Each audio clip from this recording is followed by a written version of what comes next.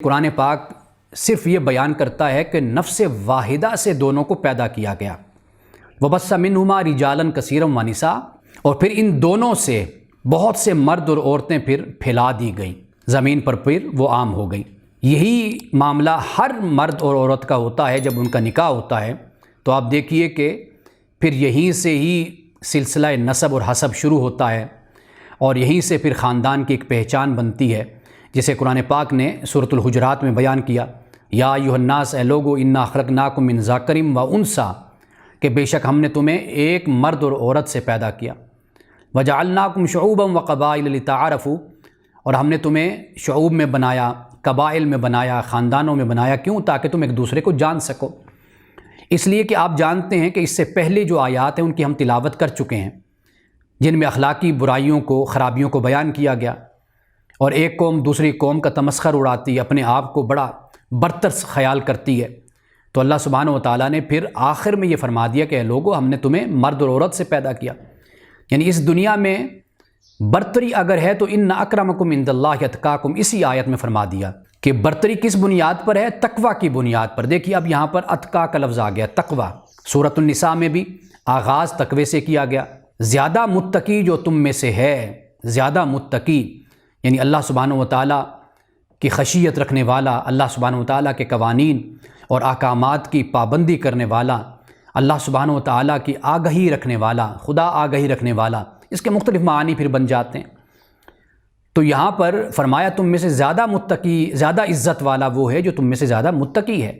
تو یہ بتا دیا کہ ایک دوسرے کا تمسخر نہ اڑاؤ، برتری کا دعویٰ نہ کرو، اور ایک دوسرے کو کہتر اور کمتر مت خیال کرو، بلکہ تم میں سے زیادہ عزت والا وہی ہے جو زیادہ متقی اور پرہیزگار ہے۔ تو یہاں پر اللہ نے اسی بات کو بیان کیا کہ پھر آدم و حوا سے پھر بہت سے انسان، مرد اور عورت پھر زمین پر پھیلا دیے گئے۔ واتقوا اللہ الذی تساءلون بہ والارحام، اب فرمایا کہ دو کا تقوی اختیار کرو، ایک تو اللہ کا تقوی اختیار کرو، دوسرا فرمایا کہ ارحام کا تقوی اختیار کرو۔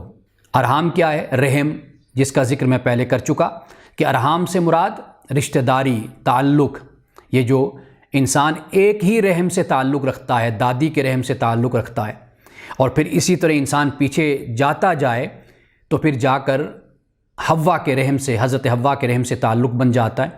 تو گویا کہ اگر اس کو بڑے کینوس پر دیکھا جائے، اس کو اگر زیادہ پھیلا دیا جائے تو پھر ساری انسانیت ہماری رشتہ دار بن جاتی ہے۔ تو کسی نہ کسی درجے پر ہر انسان کا آپ پر حق ہے، اور ورنہ جو دادی کے رحم سے تعلق رکھتا ہے تو واضح بات ہے کہ اس کا تو حق ہے ہی۔ تو یہاں پر اللہ نے فرمایا کہ اللہ اور ارحام، ان دونوں کا تقوی اختیار کرو۔ یعنی اب یہاں پر ہم کیا مراد لیں گے؟ یہاں پہ ہم مراد یہ لیں گے کہ اللہ کے جو حقوق ہیں ان کو ادا کرو، اور جو ارحام کے حقوق ہیں ان کا بھی خیال کرو۔ یہاں پر تقوی کا مطلب ہو جائے گا خیال کرنا اور ان کی پابندی کرنا، اللہ کے حقوق کی بھی پابندی کرو اور بندوں کے حقوق کی بھی پابندی کرو۔ لیکن بندوں کے حقوق تو سب ادا کرتے ہیں، فرمایا کہ اس بات کا خیال رکھو کہ ان اللہ کان علیکم رقیبا، کہ بے شک اللہ تعالیٰ تم پر رقیب ہے، نگران ہے، تمہارے اعمال اور تمہاری جلوت اور خلوت، تمہاری محفل اور مجلس، تمہاری جنگ اور تمہارا امن، تمہاری صبح اور شام، وہ اللہ تعالیٰ کی نظروں میں ہے، اللہ دیکھ رہا ہے۔ تو یہ کیوں فرمایا رقیب؟ اس لیے کہ حقوق کی جب باری آتی ہے تو اللہ تعالیٰ خبردار کرتا ہے انسانوں کو کہ اگر تمہارا نکاح ہوا، تمہاری شادی ہوگی، تم ایک میاں بیوی کی حیثیت سے زندگی گزارنے لگے، تو اس بات کا خیال کرو کہ تم پر ایک دوسرے کے حقوق اور ایک دوسرے کے فرائض ہیں، اور یہ تم نے بہت ہی خیال سے، ذمہ داری سے ان حقوق کو ادا کرنا ہے، اپنے فرائض کو ادا کرنا ہے۔ کیوں؟ اس لیے کہ اللہ سبحانہ و تعالیٰ دیکھنے والا ہے۔